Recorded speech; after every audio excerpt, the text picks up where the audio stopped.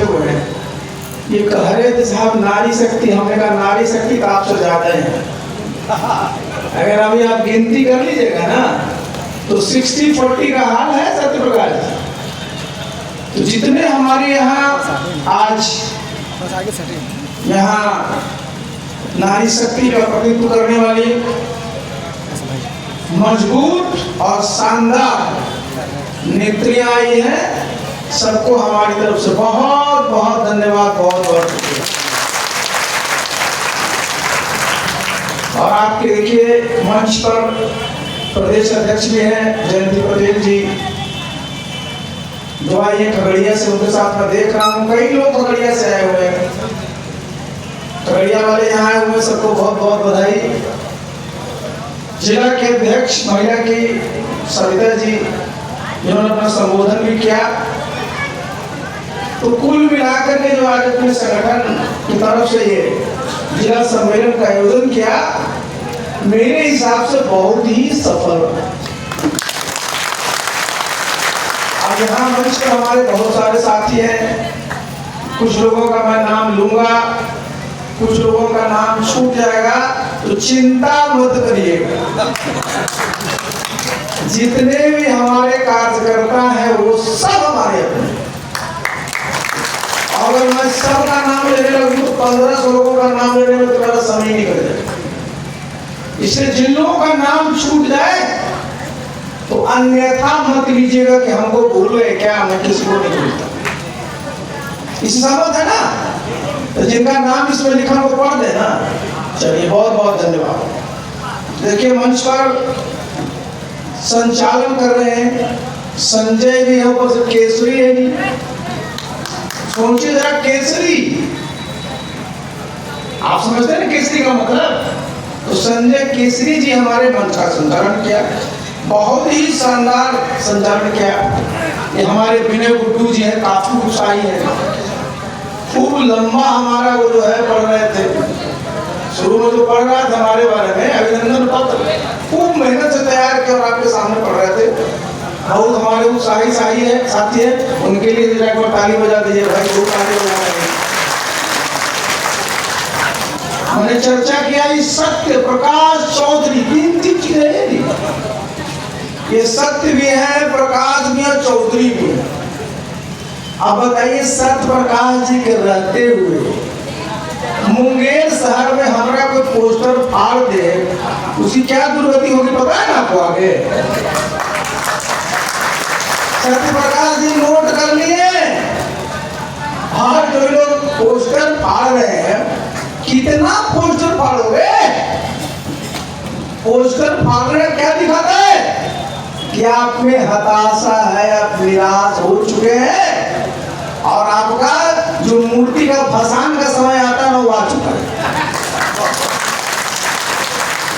तो सत्य प्रकाश जी की जिम्मेवारी है कि जिन लोगों ने पोस्टर फाड़ा है उनका जरा कुंडली सब खंगाल लीजिए, और हम लोग एक एक का हिसाब लेंगे सूद के साथ।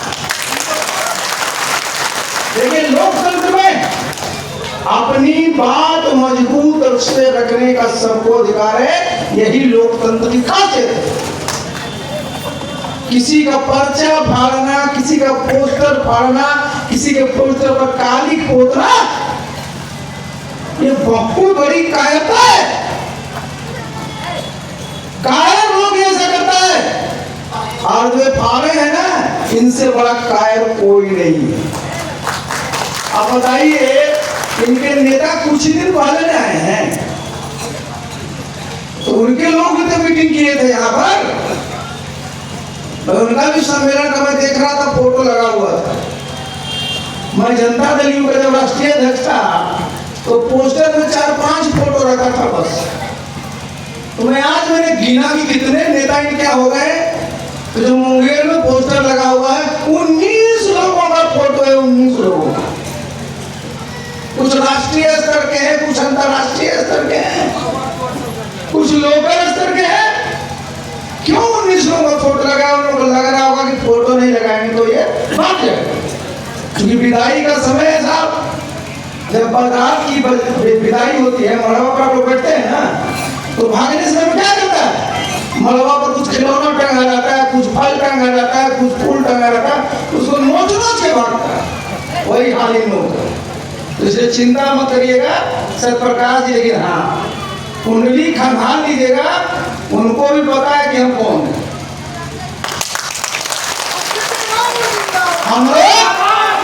हम लोग किसी को परेशान नहीं करते, हमारे संस्कार में नहीं है। लेकिन जो हमारे लोगों को और हमारी संपत्ति को, पोस्टर हमारी संपत्ति है, उसकी तरफ अगर वो नजर उठाएगा तो हम लोग छोड़ने वाले नहीं है जी। ये कानून का राज है, तो नीतीश बाबू ही कहते हैं ना, ये कानून के राज में पोस्टर फाड़ना कोई अच्छी बात है क्या? तो आपको चिंता नहीं करनी, उनके पास ये आवाज चली जाएगी ना। तो जो लोग फाड़े हैं लोग दहशत में ही रहे, मुझे जानते हैं बढ़िया से, कोई ऐसा नहीं जो कोई नहीं जानता, बढ़िया जानता है। तो चलिए वो मैंने जिम्मेवारी दिया सत्यप्रकाश जी को।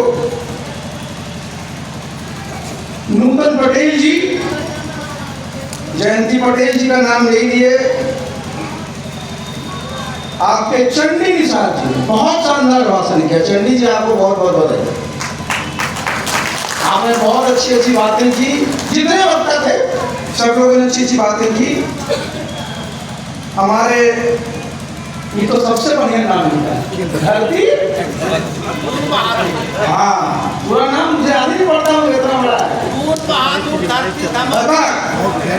मनोज मंडल जी, रेणु यादव जी, हमारे जितने यहाँ आज मीडिया के बंधु हैं, हमारे कई प्रकोष्ठ हमारे और भी अध्यक्ष हैं, सबका नाम मैं नहीं ले पा रहा हूँ, लेकिन सबको हमारी तरफ से बहुत बहुत शुक्रिया।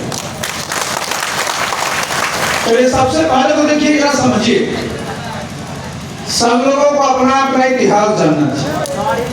और ये मुंगेर, आज हम लोग बात कर रहे हैं बिहार में कि बिहार में उद्योग धंधे लगने चाहिए। चर्चा हो रहा है ना कि भाई उद्योग धंधे बिहार में लगने चाहिए, लोगों को रोजगार मिलेगा, लोगों की आमदनी बढ़ेगी, तो बिहार में खुशहाली जाएगी। ये मुंगेर की धरती कैसी थी, कैसी है?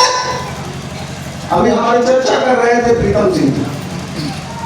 मुंगेर में जरा समझ लीजिए, उस जमाने से ही जमालपुर में रेल का कारखाना, और जान लीजिए कि जमालपुर का रेल कारखाना साधारण कारखाना नहीं था जी। जमालपुर के रेल कारखाने में जो स्पेशल क्लास रेलवे अप्रेंटिस होते थे, जिस जमाने में हम लोग साइंस कॉलेज में पढ़ते थे 1974 में, उसमें SCI special class railway apprentice की परीक्षा होती थी और सिर्फ 14 बच्चे उसमें चुने जाते थे। IIT से भी सख्त परीक्षा थी, सिर्फ 14।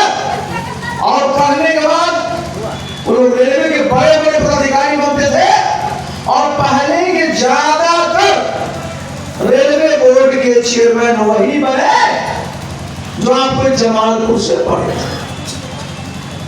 ये इतिहास था। अब जरा समझिए, भैया सरकार ने क्या किया? SCI को खत्म कर दिया। और हुआ क्या है कि जो इंजीनियर होते हैं रेलवे में, उनकी नियुक्ति की परीक्षा होती है। तो उसमें सिविल इंजीनियर भी होते हैं, इलेक्ट्रिकल इंजीनियर भी होते हैं, सिग्नल इंजीनियर भी होते हैं, मैकेनिकल इंजीनियर भी होते हैं। तो उन लोगों ने SCI को खत्म करके उसी के माध्यम से जो मैकेनिकल इंजीनियर है उसको सेलेक्ट करना शुरू कर दिया। भाई जो जमालपुर का इतना शानदार इतिहास रहा, तो जमालपुर में इतना बड़ा इंफ्रास्ट्रक्चर है रेलवे का, जमालपुर में इतनी जमीन रेलवे की उपलब्ध है, तो अगर आपने SCI को खत्म किया तो रेलवे का नेटवर्क कितना बढ़ रहा है। रेलवे तो इतनी नई नई चीजें हो रही है, तो आपको सोचना चाहिए ना कि जो जमालपुर जिसका इतना शानदार इतिहास रेलवे को उत्थान में रहा है, वहां कुछ ना कुछ वैकल्पिक व्यवस्था होनी चाहिए, जिससे रेलवे का भी फायदा हो, देश का भी फायदा हो और साथ साथ मुंगेर का भी फायदा होना चाहिए। नीतीश बाबू रेल मंत्री रहे, हम उनके साथ रहे और भारतवर्ष के बहुत सफल रेल मंत्री रहे, इसमें कहीं कोई दो राय नहीं। बिहार में पहले जरा समझिए किस बात की लोगों की चाहत रहती थी कि बिहार के मंत्री बने तो कौन विभाग मिलना चाहिए?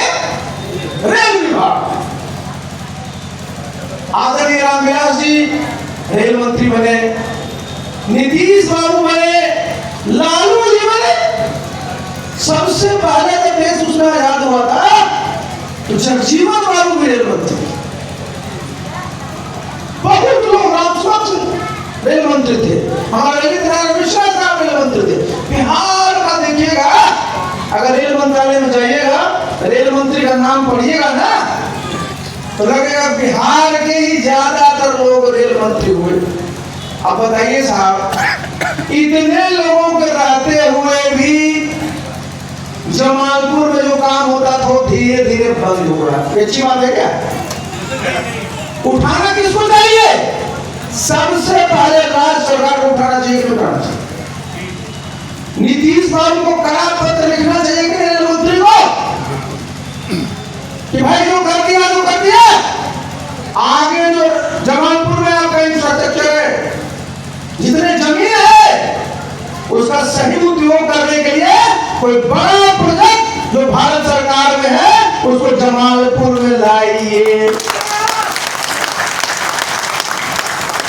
नीतीश बाबू नहीं करेंगे तो नवंबर के बाद हम लोग आएंगे। अभी मौका है उनको कि अभी दीजिएगा तो कहने को रहेगा आपके पार्टी को, लोगों को कि हमारे नेता ने तो क्यों लिखा था। वो मौका भी गंवा दीजिएगा। और आपके तो सांसद श्रीमान जी भारत सरकार के मंत्री है, माननीय मंत्री है, उनका क्या दायित्व बनता है? रेल मंत्री उनके समकक्ष के मंत्री है, उन पर दबाव डालना चाहिए कि नहीं को? और दबाव डाल कर करके जमालपुर में रेल का जो प्रोजेक्ट लाइएगा, ललन बाबू तब लोग आपको याद करेगा, नहीं तो कोई नहीं याद करेगा। ये करना पड़ता है और वो अपने लिए करेंगे, नीतीश बाबू अपने लिए करेंगे, भाई इस क्षेत्र के लिए करेंगे, बिहार के लिए करेंगे, लोगों को रोजगार मिलेगा, बिहार को जीएसटी की आमदनी होगी, सबका इससे फायदा है, सबका विन-विन सिचुएशन है। ये होना चाहिए कि नहीं होना चाहिए?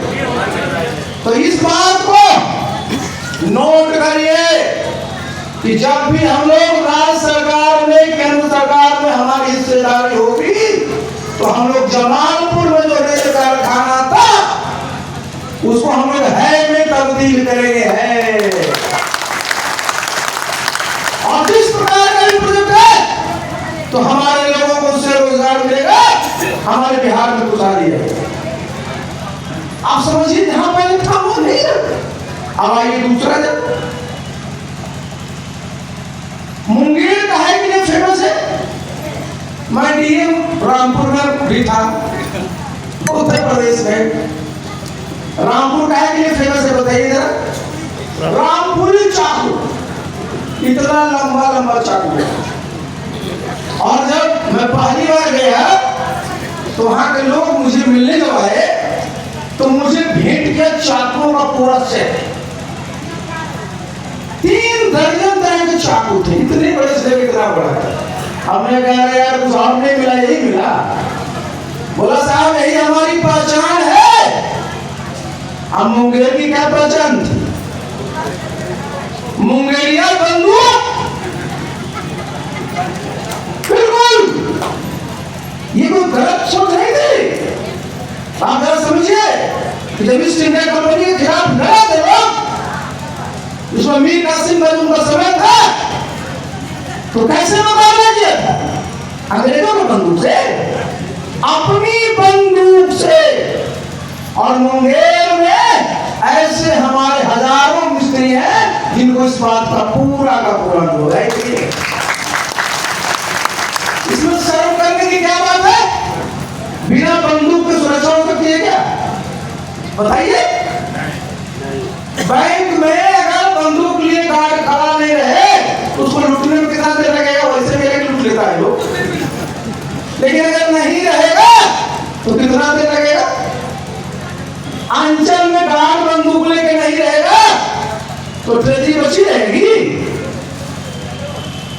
तो देखिए, ये सुरक्षा के लिए जो हथियार है और हथियार के साथ साथ जो उसमें एमिनिशन लगता है, जिसको आप गोली कहते हैं, गोला कहते हैं, जो भी कहते हैं, उसकी आवश्यकता रहेगी कि नहीं रहेगी? रहेगी ना। तो जब ये रहेगी तो भाई चाहे इतने बड़े लोग, इतनी संख्या में, उसके उस्ताद थे, सब उस्ताद थे। हमको रामपुर में वो बोलता था कि सर यहाँ जो बंदूक हमारी आई है, दुकानदार जो बेचते थे, ये आपके मुंगेरिया बंदूक है। यहां से लेके मुरादाबाद तक सप्लाई करने में देखा करना कि ये उद्योग, एक उद्योग धंधा, इससे कितने लोग रोजगार मिले। और आज देखिए भारत सरकार में तरह तरह के शस्त्र बनाने के उद्योग हो रहे हैं। बताइए, खुल रहा है कि नहीं खुल रहा है? भाई हमारे बगल में राजगीर में आयुध का कारखाना खोला ना, तो सबके पास और सब जगह तो भी चलता है, वहां तो गोला बनता है। लेकिन थाने में जाइए तो थाना के सिपाही के पास क्या रहता है? रिवॉल्वर। दरोगा जी के पास रिवॉल्वर, राइफल, यही सब है। अब AK-47 है, 56 है, जितना तरह का वेपन है, क्या आप फिर मुंगेर में नहीं बन सकता? सरकार यहाँ नहीं बना सकती है। सरकार जो विदेश चलाती है, जबलपुर में बनाती है। हमारे जब मुंगेर में तुम्हें हमारे मजदूर लोग हैं, थोड़ी सी ट्रेनिंग दे दी जाएगी, पूरी व्यवस्था कर दिया जाएगा, तो कितना बड़ा रोजगार लोगों को मिलेगा, जरा बताइए। सोच होनी चाहिए। देखिए, आप जरा समझिए, आज क्या है, जब चुनाव आएगा तो चुनाव आयोग की नजर कहां रहती है? बताइए।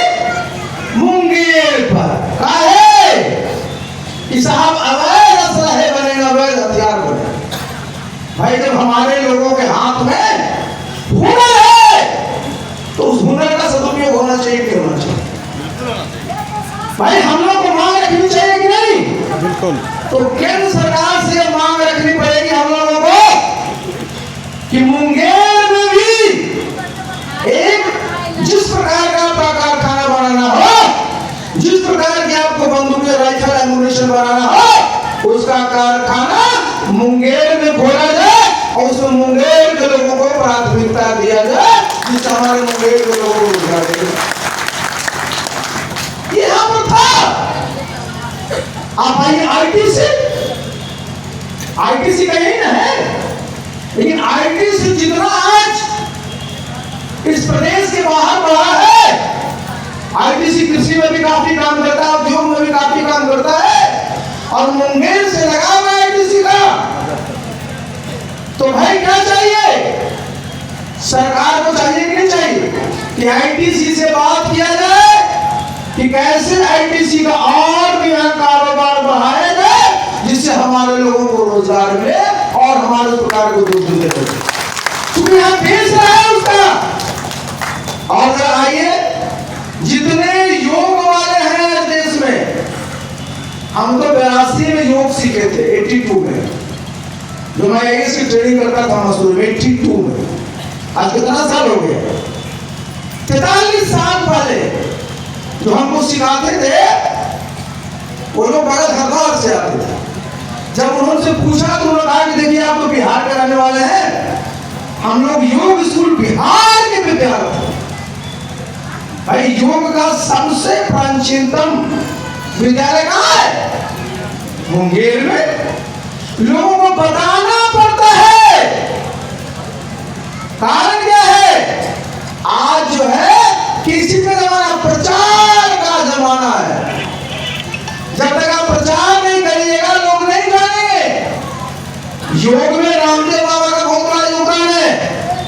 हम उनके आश्रम में भी कई बार गए हैं, वो भी मानते हैं कि भाई योग की धरती तो मुंगेर है, तो सिर्फ धरती रहने से होगा।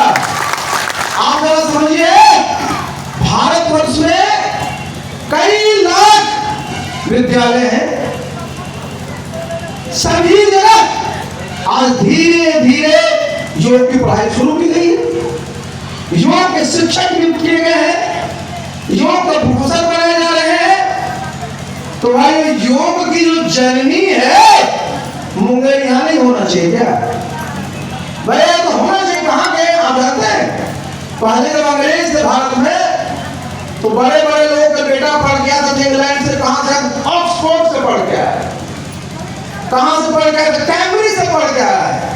तो होना नहीं चाहिए कि योग ये कहां से पढ़ के आए? तो मुंगेर से पढ़ के आए। मुंगेर का योग के साथ लगाव है। कितने लोगों को रोजगार मिलेगा समझ लीजिए।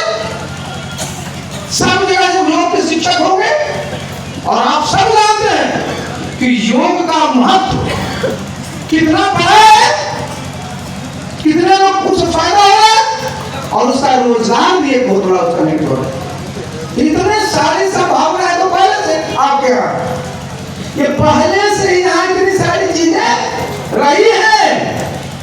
और जरा आप समझिए, ये पूरा का पूरा आपका इलाका खेती के लिए कितना मशहूर है साहब। यहाँ का पान बहुत मशहूर है। मुझे अच्छा लगा कि बहुत सारे हमारे दोस्त साथी पार्टी से जुड़ रहे हैं। यहाँ का पान भी बहुत मशहूर है, मगही पान यहाँ का और हमारे नालंदा का। जब नीतीश बाबू रेल मंत्री थे, रेल मंत्री नहीं कृषि मंत्री थे, तो उनसे कहा करके हमने एक वहां के अंदर इस्लामपुर में पान का केंद्र खुलवाया। और मुझे आज ही बताया गया कि सर यहाँ भी बड़ी उत्तम क्वालिटी की पान की खेती होती है। और जरा सोच लीजिए, बिना पान का काम चलता है? अरे हम पान नहीं खाते, लेकिन बिना पान खाए तो कोई रहता ही नहीं। और मिथिला में चल जाएगा तो तीन ही चीज तो इनका है, मांस, मखान और पान।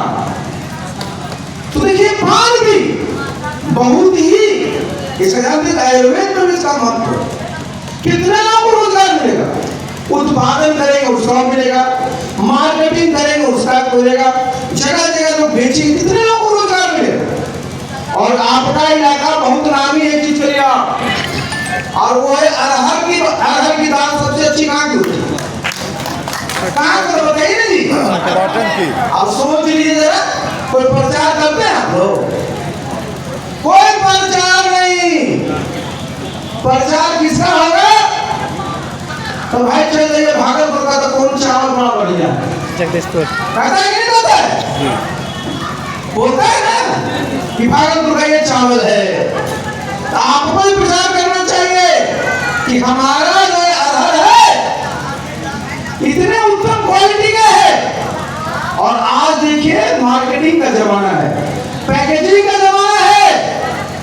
और ये जरा समझिए, सुनिए इस बात, भारतवर्ष जितने हमारे किसान हैं यहाँ बैठे हुए, किसानों ने जो मेहनत किया, जो परिश्रम किया, तो खाद्य सुरक्षा में अब आत्मनिर्भर है। आपको आज अमेरिका या किसी और देश के सामने कटोरा नहीं फैलाना पड़ता है कि भाई हमको गेहूं दे दो, हमको चावल दे दो। लेकिन आज भी भारत सरकार को कटोरा फैलाना पड़ता है कि हमको दाल दे दो, दाल। आज भी इस देश में दाल का आयात हो रहा है अफ्रीकन कंट्री से। सोचिए जरा, अफ्रीका से दाल है, और सबसे ज्यादा जो दाल आ रहा है वो आपको अरहर की दाल है। तो जरा बताइए, हम बाहर से दाल खरीद रहे हैं? हमारे किसान जो यहाँ दाल पैदा करते हैं उनके लिए अलग से स्कीम बना करके अगर उनको प्रोत्साहित किया जाएगा तो दाल का उत्पादन बढ़ेगा कि नहीं बढ़ेगा? दरअसल का बढ़ेगा कि नहीं बढ़ेगा? पूरा का पूरा हमारा ताल का इलाका है, मसूरी का इलाका है, चना का इलाका है, मटर का इलाका है। लेकिन आपका हमारे मुंगेर और हमारे कई जिले जो है वो अरहर का इलाका है, और अरहर की दाल तो सबसे नामी है। कितनी संभावना है भाई, किसान को फायदा होगा, जो हमारे दलहन में आप व्यापारी लगे उनको फायदा होगा, और हमारे देश का जो पैसा आज बाहर जा रहा है दाल का आयात करने के लिए बचेगा कि नहीं बचेगा? तो अब समझिए चारों तरफ से फायदा ही फायदा है। और एक हमारे साथी अभी यहां लिखे गंगा कटा, सही बात भाई, जिसका घर कटता है उसकी स्थिति देख लीजिए। हम तो उत्तर प्रदेश में कई जगह रहे जहां उत्तर प्रदेश में वही हाल है यहाँ का पानी का, जिनका घर कटता है साहब उनकी पीड़ा समझिए। और ये पूरा का पूरा इसकी व्यवस्था पहले से होती है कि भाई पूरा उसका स्टडी होता, बिहार में भी कराया गया था, मुझे याद है कि भाई जहां जहां कटाव की संभावना है उस पर पूरा ध्यान कर तो टेक्नोलॉजी आ गई, एक से एक अच्छी टेक्नोलॉजी आ गई। जरा सोचिए, नीतीश बाबू ने एक प्रयास किया कि गंगा का पानी को पहुंचा दे गया, ये ना हालांकि आज मैं आ रहा था रास्ते में देखा सब जगह पाइप लीक कर रहा है। 2-3 साल में ही लगता है जो सब किया है ना, वो 3-4 साल के बाद वो हाथी के दांत दिखाने वाले रहते। लेकिन जब गंगा का पानी आप गया पहुंचा सकते हैं तो गंगा में जो कटान तो नहीं रुक सकता है क्या? सोच की बात है। और संसाधन उपलब्ध करिए क्योंकि बिहार में हमारी जमीन जो है बहुत कम है, आबादी ज्यादा है और हमारी जमीन उपजाऊ है। जमीन रहेगा तो हमारे लोग सुरक्षित रहेंगे। तो ये गंगा कटाव का भी जो मामला है हम लोगों को इस बात को बार बार हाईलाइट करना चाहिए। प्रीतम सिंह जी एक बात की चर्चा कर रहे थे और पिछले बार भी मैं जब आया था तो लोगों ने चर्चा किया था बिहार में अच्छा है क्या है साहब, खास महल कहीं दिखता है क्या आप लोगों को? आपको मुंगेर में कोई खास महल दिखता है? पटना में भी कोई खास महल दिखता है? जमीन का नाम ही रख दिया गया खास महल। पटना के लोग भी तबाह हैं और मुंगेर के लोग भी तबाह हैं। बताइए, जरा समझिए इस बात। मैंने उस बार भी कहा था, आज फिर मैं कह रहा हूं और आप लोग इसको बोला करिए जो नेता है। भारतवर्ष में जमींदारी खत्म हुई कि नहीं बताइए जी? बिहार में जमींदारी खत्म हुई कि नहीं हुई? जी। ग्रामीण इलाके में जमींदारी खत्म हो गई जी। जिस जमीन पर जो भी उस समय के काश्तकार कब्जाकार थे उनके साथ जमीन का सेटलमेंट हुआ कि नहीं जी? तो जब ग्रामीण इलाके का एक कानून और शहरी इलाके दूसरा कानून चलेगा नहीं, कानून में सब बराबर है। आप शहर में रहते हो, देहात में रहते हो, गरीब हो, अमीर हो, सब बराबर है। तो ग्रामीण इलाके में, देहात के इलाके में तो लोगों को अधिकार मिल गया अपने जमीन पर, और शहर वाले आज भी बेचारे आशा लगाए हुए हैं कि कब हमको अधिकार मिलेगा। तो जो लोग आशा लगाए हुए हैं उनको कहिए आशा पार्टी ज्वाइन करिए, आपको आपकी आशा पूरी हो जाएगी। इन लोगों का मसला नहीं है जी, इन लोगों को समझ में भी नहीं आएगा कि क्या करना चाहिए। हमको समझ में आता है कैसे करना चाहिए। हम लोग सरकार चलाए, उत्तर प्रदेश में चलाया है, बिहार में भी चलाया है, केंद्र में भी 6 मंत्रालय चल रहे, ऐसा नहीं है। इसका समाधान होगा और समाधान तभी होगा जब कहिए हम लोग का नेतृत्व होगा, तभी होगा। किसी को समझ में नहीं आएगा। जाइएगा अपना कागज पड़ेगा रख देगा किनारे की, देखेंगे स्पष्ट नीति बनानी पड़ेगी। और मैंने एक ही बात कहा ना कि मैं 2 नियम कैसे चल सकता है, जो नियम देहात के लिए होगा उसी नियम को शहर के लागू किया है। इसे सहमत है ना? आप लोगों की जितनी बात थी सबसे देखिए कितने लोगों को रोजगार मिले। आप जरा पाइए, जितनी हमारी आज यहाँ पर नारी शक्ति हमारी यहाँ उपस्थित है, आप ही लोगों से हम पूछेंगे, आप बोलिएगा, सोनिया बोलिए, मंच पर बैठी वो भी आप लोग। देखिए प्रधानमंत्री जी ने किसान सम्मान निधि योजना लागू किया, 6,000 सभी किसान को साल में मिलता है, 2,000 के 3 किस्त। हम लोग जब आपकी पार्टी सत्ता में आएगी, जो आना है, तो हम लोग बिहार में महिला सम्मान निधि की स्थापना की। समझे कि नहीं? महिला सम्मान निधि घर कौन चलाती है? घर सब प्रकाश जी चलाते हैं। अरे इनकी पत्नी चलाती है। कैसे व्यवस्था करना है? आप जरा एक बात सबसे मैं चाहूंगा कि भाई महिला सम्मान निधि की स्थापना होनी चाहिए कि नहीं, बोलिए आप लोग। बिल्कुल। हाथ उठाइए तो आप नोट करिए कि जब आपकी सरकार बनेगी तो जिस दिन ओथ हो उस दिन से कहने लगे किस दिन से लागू हो रहा है, अब कितना पैसा मिलना चाहिए जो बताइए। महीना में कि महिला सम्मान निधि योजना के तहत जो भी हमारे परिवार में महिला है उसको कितना पैसा दिया जाना चाहते हैं? पीछे किए मत। बिहार में जितना भी संसाधन है, जितना भी आय है, जितनी भी कमाई है, जितनी संपत्ति है, उस पर आप आधा के हकदार हैं। आधा के हकदार होगी आपकी आबादी आधी। तो कितना होना चाहिए बताइए? बोलिए। अरे एक साल में कितना होना चाहिए? बोलिए। महीना में बोलिए, कुछ तो बोलिए। 10,000 रुपए। 10,000 महीना। 10,000 महीना चाहिए, काम चल जाएगा उससे? हैं? तो आप बोल रहे हम पूछे महिला लोग से। अरे आपसे नहीं पूछेंगे, आप तो पैसा उनके खाते में जाएगा, कहिएगा निकालो जरा बाजार जाना है, उनको घर चलाना है। बोलिए। देखिए सुनिए, कोई पार्टी कह रही हम 2,000 देंगे, कोई पार्टी कह रही है 2,500 देंगे, यही ना बोल रही है पार्टी। आपको लगता है कि आशा पार्टी को कितना देना चाहिए? 50,000 महीना।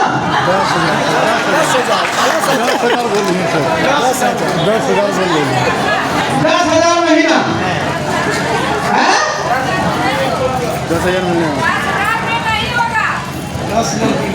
10,000 में नहीं होगा। आप और कोई काम नहीं करिएगा। देखिए इस बात को समझ रहे हैं, आपको अपने पैर पर खड़ा होना है, अपने आप से मेहनत करना है और अपने आप को स्थापित करना है कि हम काम करने वाले हैं। लेकिन हम चाहते हैं कि इसके लिए सरकार से भी आपको मदद मिले। तो सरकार पर आश्रित मत रहिए, सरकार के सामने कटोरा मत फैलाइए। सरकार का ये दायित्व है कि सरकार आपको मदद। तो ये जरा इन्होंने 10 वाला काफी 10 पकड़ ली, उस पर आप लोग विचार कर लीजिएगा और बताइएगा। हम लोग जब चुनाव में जाएंगे तो हम लोग रखेंगे कि बिहार में हम लोग महिला सम्मान निधि की स्थापना करेंगे, जिसके तहत हर एक परिवार की हमारी महिला है उनके खाते में सीधे हम लोग पैसा स्थानांतरित करेंगे। अब आप बताइए, आपका किस चीज में खर्चा होता है? सबसे ज्यादा खर्चा होता है बच्चों की पढ़ाई लिखाई, होता है ना? स्कूल में, सरकारी स्कूल में पैसा नहीं लगता है, लेकिन सब बच्चियों को ट्यूशन पढ़ने जाना पड़ता है, कोचिंग पढ़ने जाना पड़ता है। कोचिंग के लिए बिहार से भी बाहर जाना पड़ता है। कोई कोटा जाता है तो कोई दिल्ली जाता है, कोई पटना जाता है। सबसे ज्यादा हमारे लोगों का शिक्षा में खर्च होता है वो ट्यूशन में और कोचिंग होता है ना। पहले ट्यूशन और कोचिंग पर कोई खर्चा नहीं होता। हम लोग पढ़ते थे, गांव के स्कूल में पढ़े या पटना में पढ़े या दिल्ली में पढ़े, हम लोग कहीं कोचिंग नहीं किए ना ट्यूशन पढ़े। स्कूल में, कॉलेज में जो पढ़ाया गया उसी को पढ़कर करके हम लोग सब डिग्री भी लिए और IAS की परीक्षा भी पास की। लेकिन आज हम देख रहे हैं पूरे पूरा का पूरा समय बदल गया है। आज आप देखिए जरा, जितने हमारी माताएं हैं सबको चिंता है कि हमारा बेटा बेटी का कोचिंग और ट्यूशन कहाँ हो। तो ये जो है कोचिंग और ट्यूशन कराना किसकी जिम्मेवारी है? हमारे भी बीपीएससी के कुछ हमारे अभ्यर्थी आए थे यहाँ, जिन्होंने हमको त्रिशूल दिया है। ये तो बताइए जरा, सुनिए इस बात को, कोचिंग कराना किसकी जिम्मेवारी है? बोलिए, गार्जियन की जिम्मेवारी है कि सरकार की? गार्जियन साहेब, अरे शिक्षा देना किसका काम है? तो शिक्षा में आपकी त्रुटि रही तब ना ट्यूशन पढ़ना पड़ रहा है, तब ना कोचिंग भेजना पड़ रहा है। अगर उसको पर्याप्त ढंग से शिक्षा मिल रही होती तो ना कोचिंग की जरूरत होती ना ट्यूशन की जरूरत होती। तो कोचिंग संस्थान चल रहे हैं, ट्यूशन बच्चे जा रहे हैं, तो इस बात का द्योतक है कि आप शिक्षा व्यवस्था जो कायम किए हैं वो पूरी तरह से मजबूत नहीं है। तो जब आप कहीं पर फेल कर रहे हो तो जिम्मेवार कौन होगा जी? जिम्मेवार सरकार को होना पड़ेगा। और देखिए, हम लोग जिम्मेवारी से हटते नहीं है। आशा पार्टी सरकार में आएगी तो जो शिक्षा व्यवस्था उसको तो ठीक करेगी, लेकिन हमारे सिर्फ सोचने से, हमारे सिर्फ कह देने से तुरंत कोई बहुत बड़ा बदलाव नहीं आएगा। धीरे धीरे सुधार होता है, लेकिन जब तक सुधार आए तब तक हमारे बच्चों को पढ़ाने में, ट्यूशन पर और जो कोचिंग पर खर्चा हो रहा है वो खर्च उठाना पड़ेगा सरकार को, खर्च उठाना पड़ेगा सरकार। इसे समझ है ना आप लोग? वो बनाया जाएगा कितना बच्चों पर खर्च होता है, बच्चे के खाते में दे दीजिए, जिससे कि हमारे, देखिए आज बिहार में मुख्यमंत्री जी के लोग कहेंगे कि हम तो जितनी बेटियां हैं हमने ग्रेजुएट का सब माफ कर दिया, बोल दिया है ना। तो भाई जो बच्ची पोस्ट ग्रेजुएशन करना चाहती है तो हम लोग चाहेंगे सिर्फ बच्चियों क्यों, हमारे बच्चे हैं वो भी कम से कम बिहार में ग्रेजुएट हो, कम से कम ग्रेजुएट। और ग्रेजुएट तक पढ़ने में जो बच्चों को खर्च हो, बच्चियों का उसका पूरा का पूरा खर्चा सरकार। आज आप देखिए, स्कूल से आइए, हमारे तो देखिए रास्ते में बच्चा लोग धूप में खाना खा रहा है, मिड डे मील स्कीम है ना, भोजन कर रहा है। अच्छा आप बताइए हमको, विद्यालय और भोजनालय में क्या फर्क है? विद्यालय का मतलब क्या होता है? विद्या प्लस आलय, विद्या का घर। भोजनालय भोजन प्लस आलय, भोजन का घर। तो विद्यालय भोजन का घर है। अरे बच्चों को, विद्यार्थियों को, छात्र छात्राओं को जितने माता पिता हैं वो विद्यालय भोजन के लिए भेज रहे हैं। विद्यालय भेजना पढ़ने के लिए, ज्ञान अर्जन करने के लिए भेज रहे हैं। और विद्यालय क्या हो गया? भोजनालय हो गया। मैं कल ही परसों देख रहा था, सबसे बढ़िया विभाग अभी कौन है? शिक्षा विभाग। यहाँ जितना एडिशनल चीफ सेक्रेटरी आता है ना, वो सब एक से एक तुर्रों खा रहता है। एक पहले था वो अपना डंडा चलाते रहता था, अभी एक दूसरा है, हमारे साथ भी काम किया है वो। अब मैं पढ़ रहा था कि डायरेक्शन ये दिया है कि जितने भी शिक्षक हैं, जब ये बच्चे खाना खाएं तो खाना खिलाने के समय उपस्थित रहे, अपना फोटो खिंचवाए, फोटो डाले, तब जाके तनख्वाह मिलेगी तो हाजिरी कट जाएगी। बताइए साहब, शिक्षक का काम क्या है? उनका काम है ज्ञान देना, उनका काम है बच्चों को पढ़ाना, कि उनका काम है बच्चों को खाना खिलाना। अगर देखिए इसमें दो पक्ष है, सुनिए जो आप लोग कहेंगे वही हम लोग करें। दो पक्ष है।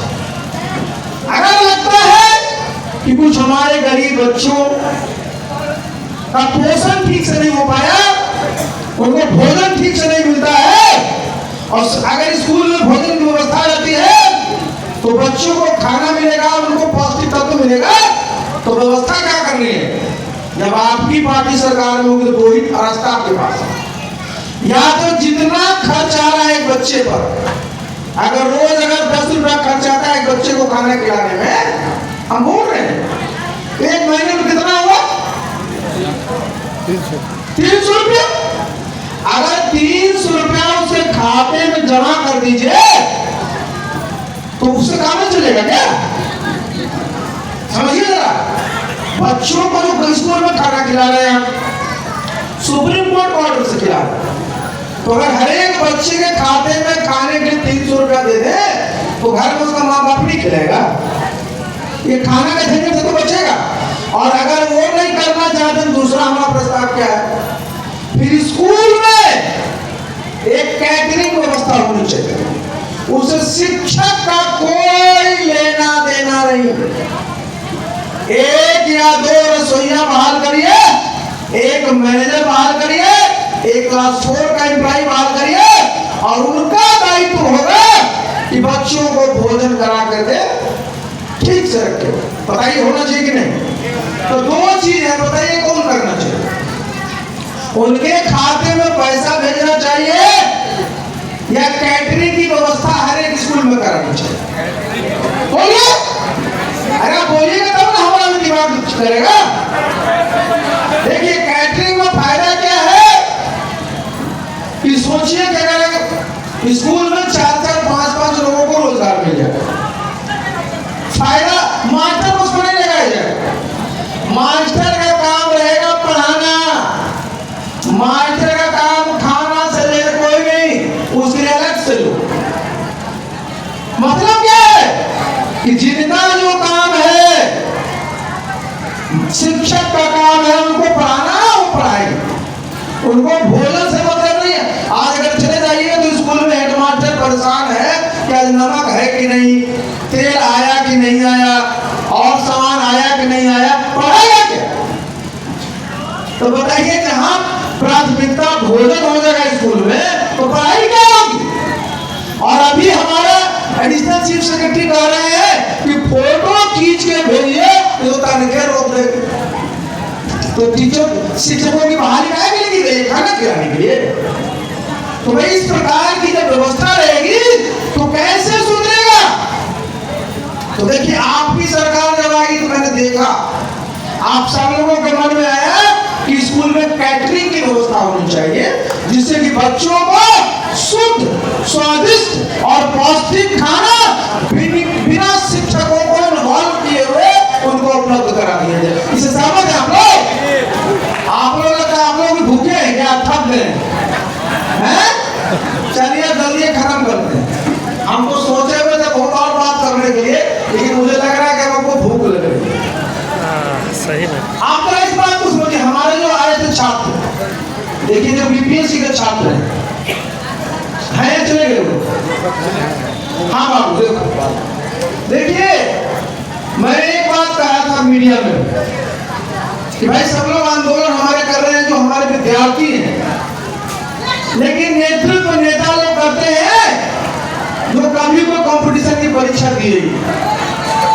मैं तो आपके सामने हूं, मैं तो यूपीएससी की परीक्षा दिया, कभी सोचता था कि क्वेश्चन पेपर में लीक होता है, कभी सोचता भी था। बताइए अगर हम लोग के समय में आज से 45 साल पहले ही होता तो हमारे तरह का आदमी जो गांव में पढ़ा लिखा है आईएएस बनते हैं, कोई चांस था क्या? कहीं किसी प्रकार का क्वेश्चन लीक नहीं होता। आज कितने शर्म की बात है शासन प्रशासन के लिए कि क्वेश्चन लीक हो जाता। आप तो समझिए इस बात को। तो इस बात को देखिए मैं आश्वस्त करना चाहता हूँ आपको, क्योंकि हम लोग तो सरस्वती पुत्र ही रहे हैं, पढ़ाई करके ही हम लोग आ गए हैं।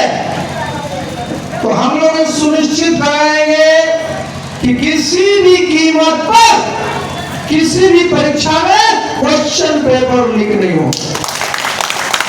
और लीक करेंगे ना उनको हम लोग जो नीतीश बाबू कहते थे ना, पाताल से खोद करके ऐसी सजा देंगे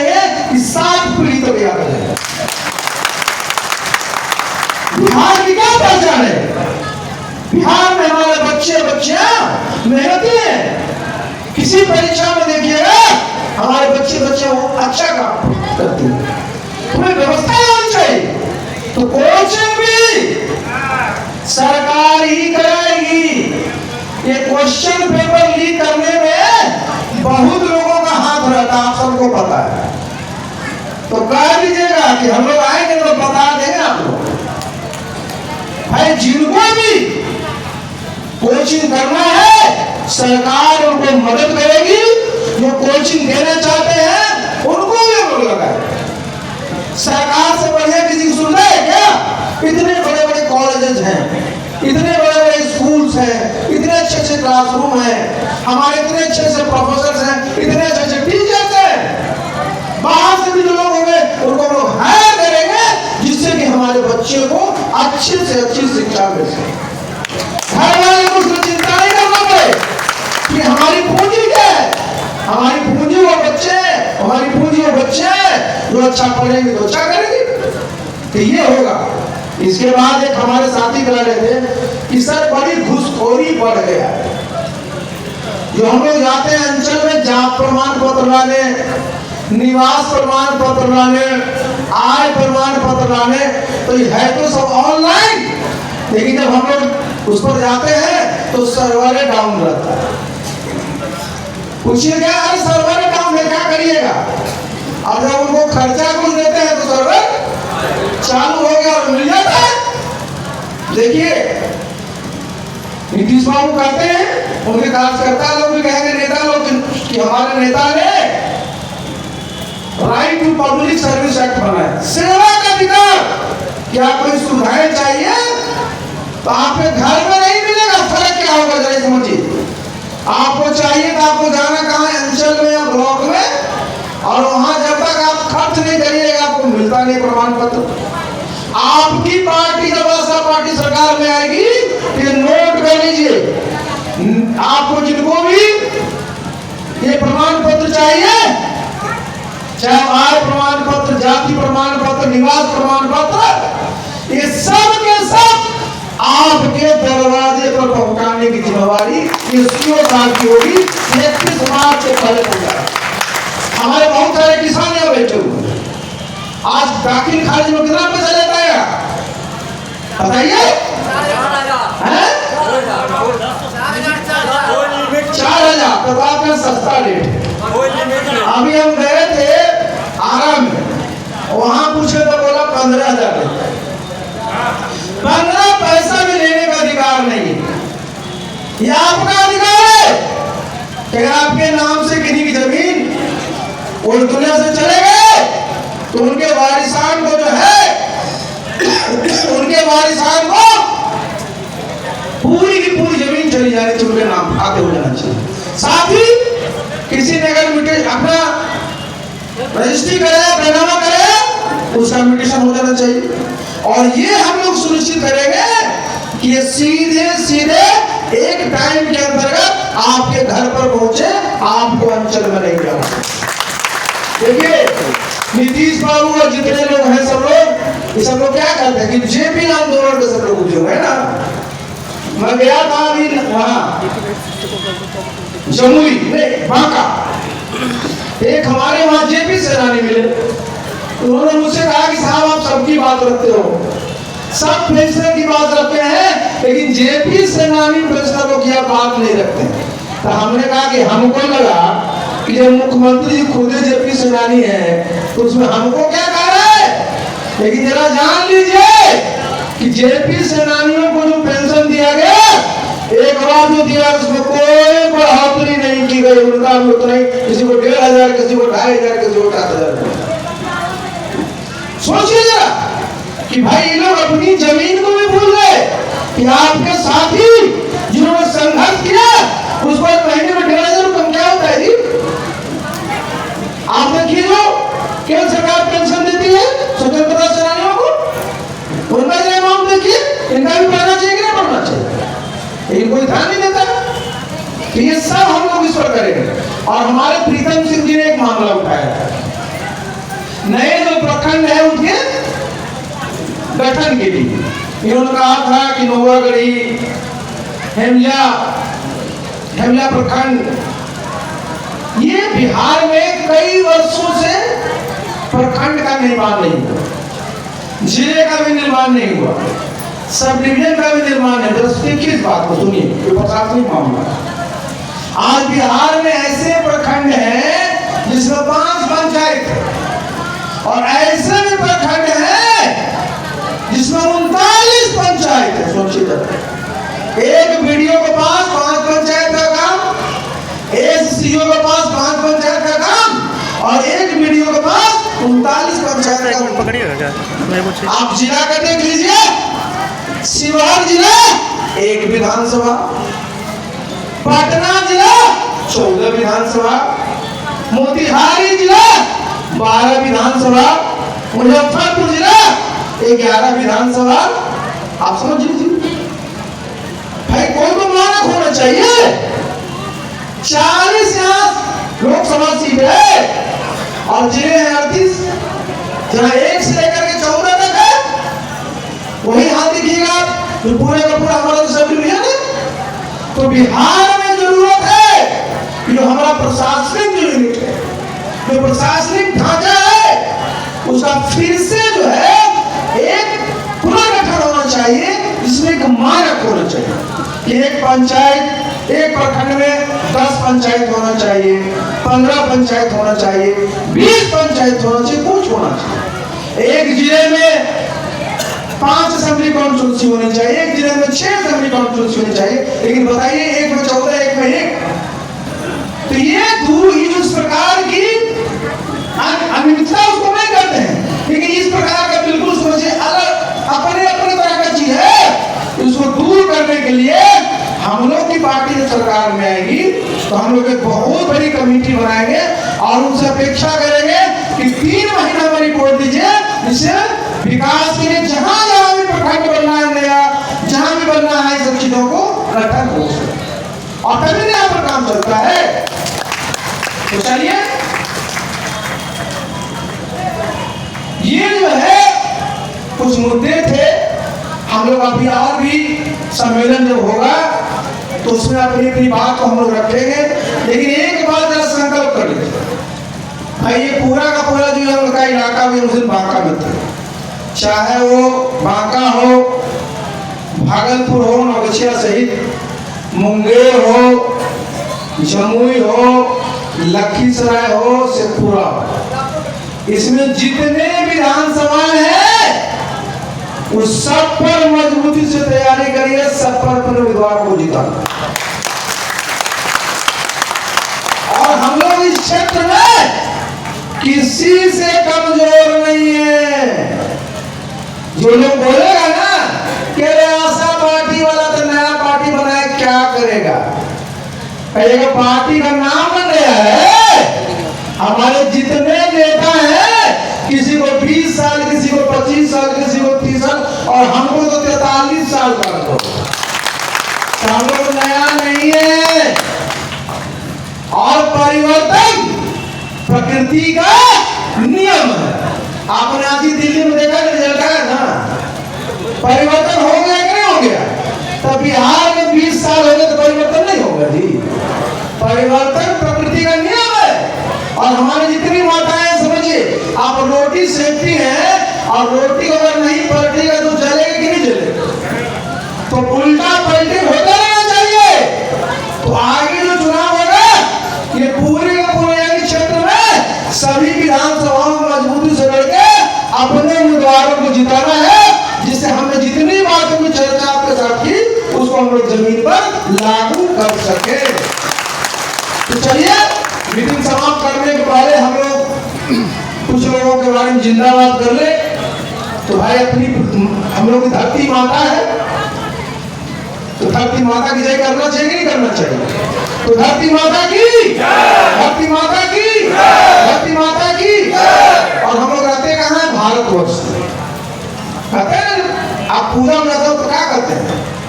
तो भाई, भारत माता की, भारत माता की, भारत माता की। और हम लोग सब लोग पैदा लिए, हमारी सब की अपनी अपनी माँ ने जन्म दिया। माँ हमारी कुछ है कुछ नहीं, चली गई यहाँ से दुनिया से। तो अपने अपनी माताओं का भी जयकार करना चाहिए कि नहीं? तो अपने अपनी माताओं की, अपने अपनी माताओं की, अपने अपनी माताओं की। तो एक बार फिर से सब साथियों को बहुत बहुत धन्यवाद। और अपना जो हमारा मुंगेर जिले का जो संगठन है उसके सभी साथियों को बहुत बहुत शुभकामनाएं। और बूथ स्तर तक अपनी पार्टी को इतना मजबूत कर लीजिए कि जितने लोग हैं कितनों पोस्टर फाड़ ले, जीतेगा आपका ही उम्मीदवार। बहुत बहुत